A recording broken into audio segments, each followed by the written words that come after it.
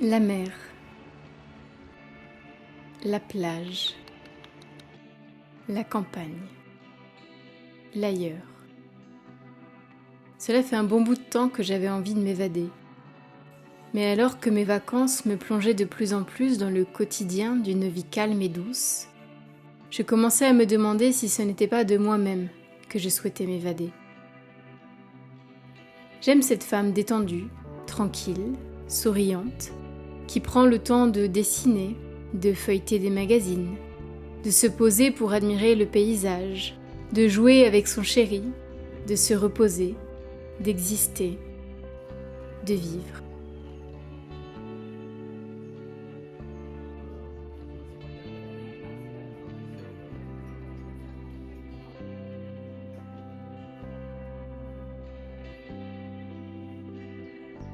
Pourquoi je ne sais pas faire ça chez moi ?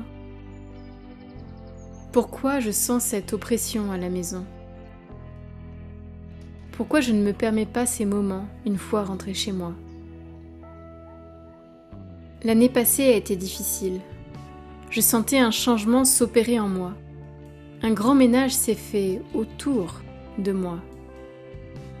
Je me suis perdue pour mieux me trouver. Et ce changement dont j'avais si peur s'est révélé déjà passé, intérieur.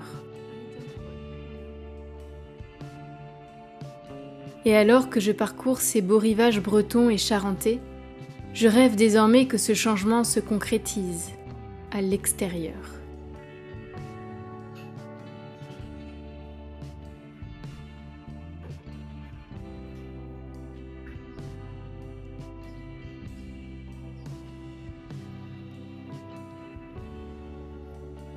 Partir. Oui, partir. Mais pour aller où ? Où que j'aille, j'y serai.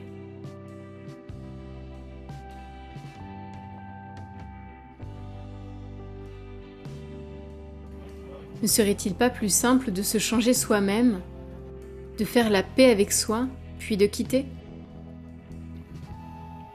L'herbe est toujours plus verte ailleurs. Je pense que l'herbe est plus verte si on l'entretient. Mon herbe sera verte, où que j'aille, du moment que je m'y attelle. Alors oui, je songe toujours à quitter, à partir.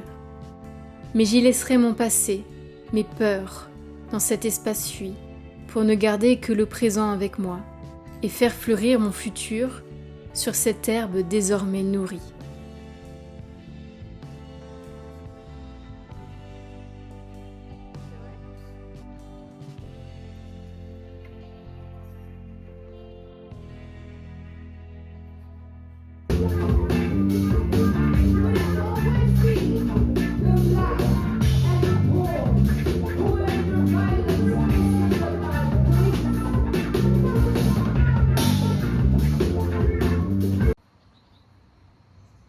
En réalité, j'avais besoin de m'évader,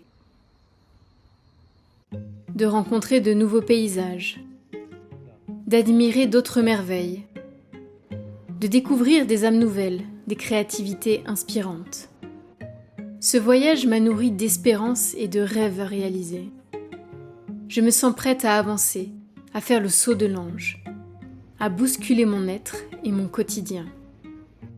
Malgré les déceptions et les deuils passés, je me sais aimée et soutenue.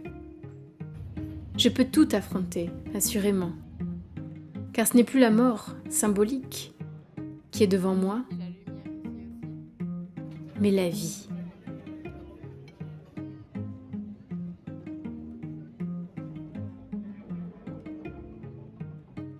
La vie et la mort ne sont que les deux facettes d'une pièce qui se nomme changement. La vie n'est qu'une perpétuelle évolution.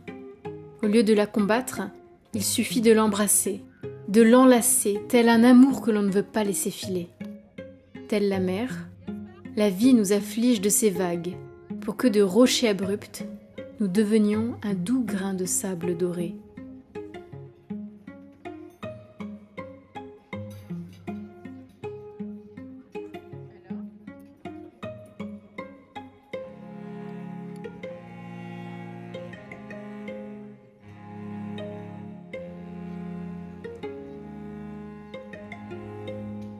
Alors, qu'attendons-nous pour nous laisser porter par ces vagues?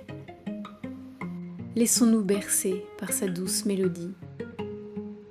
Dieu seul sait qui nous deviendrons.